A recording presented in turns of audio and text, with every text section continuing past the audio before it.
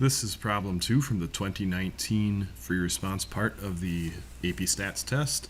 In this problem, we're setting up an experiment, and we need to identify what the treatments are. Treatments are different values of the independent variable. That's stuff that the researchers actually have control over. So the treatments are going to be the 1, 2, 3, 4 concentrations of pesticides or fungicides. And I'm going to state that.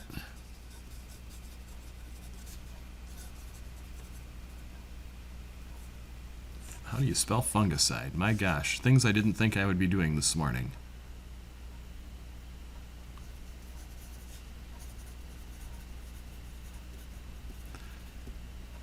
And then I'm going to specifically list what those are. There's 0 milliliters per liter. There's 1.25 milliliters per liter. There's 2.5 milliliters per liter. And there's 3.75 milliliters per liter. The experimental units are the things that are being used in the experiment. If it's people, they'd call it subjects. Here, though, it's going to be the insects in the containers. Those are the things that are receiving the treatment. The response variable, so the treatments, the different levels of the treatment are going to serve as the independent or as the explanatory variables. The response variables are going to be what results. So that in this case be the number of insects still living in each container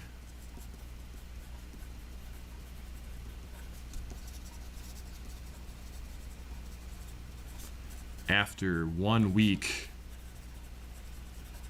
of treatment, after 1 week of spraying.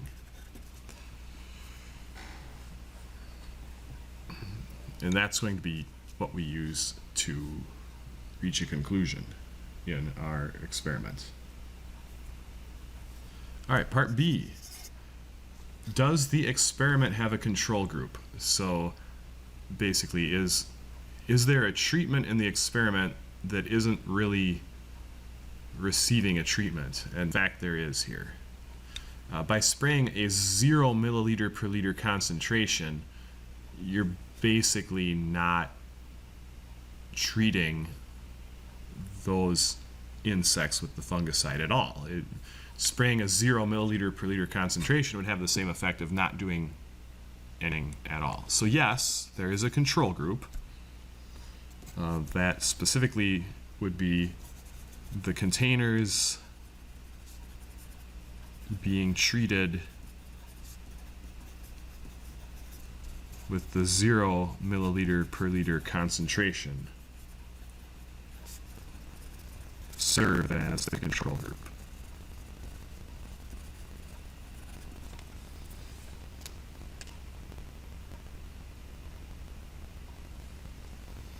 All right, finally, describe how the treatments can be randomly assigned to the experimental units so that each treatment has the same number of units. Now, it says in the problem there are 4 different treatments, and it says in the problem that there are going to be 20 containers.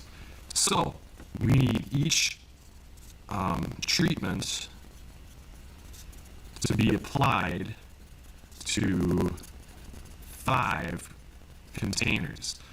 The catch is here is the idea of randomly assigning them.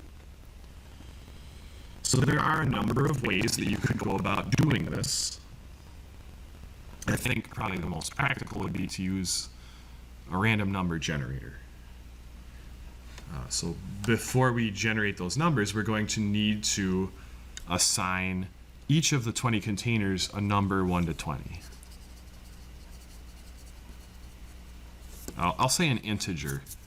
Number could mean like fractional things. I'm going to say assign an integer 1 to 20 to each container. That's going to be my first step.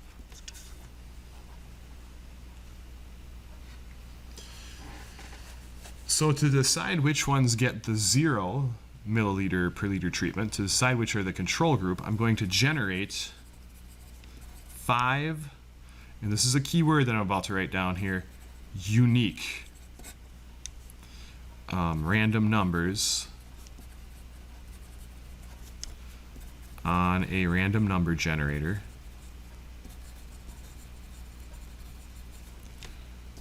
from 1 to 20.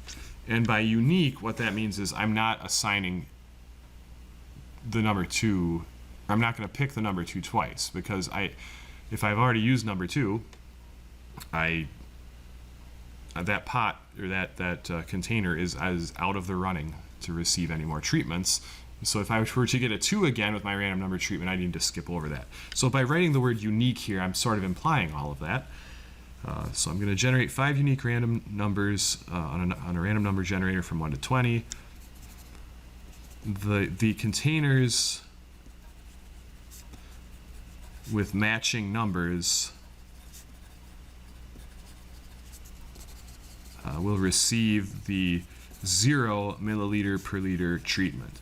What's frustrating to me personally, as someone who's taught math for a long time, about stats is that I already know in like 2 seconds what it is that I need to do here, but I have to write it all out as if I'm explaining it to a second grader. And that's frustrating, but it's necessary. So we can't just stop there. We can't just say repeat. We've got to outline fully. We've got to foolproof our plan and document that so that the reader seeing it goes, yep, this person legit knew what they were talking about. Just as you would if you were going to trust someone else to run your experiment or help you run your experiment, you would want to document very thoroughly what it is that they had to do, and then you'd want to make sure that they actually know how to read. So let's continue. We would want to generate 5 more random numbers from 1 to 20. 5 more unique random numbers from random integers from 1 to 20. Skip any duplicates of the first 5. And then the 5 containers with those numbers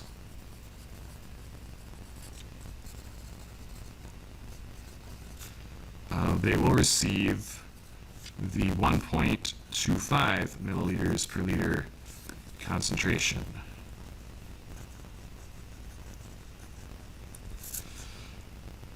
You sensing a pattern here?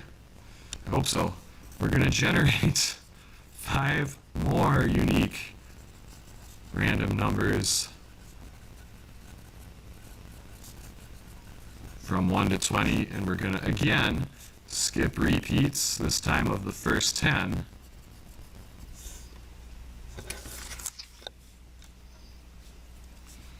And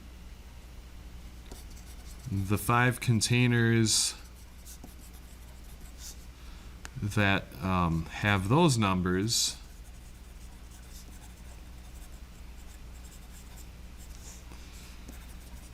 receive the 2.5 milliliter per liter concentration. You could say treatment as well. And there's only 5 left, so we don't need to generate any more random numbers. Whatever is left, so the 5 remaining containers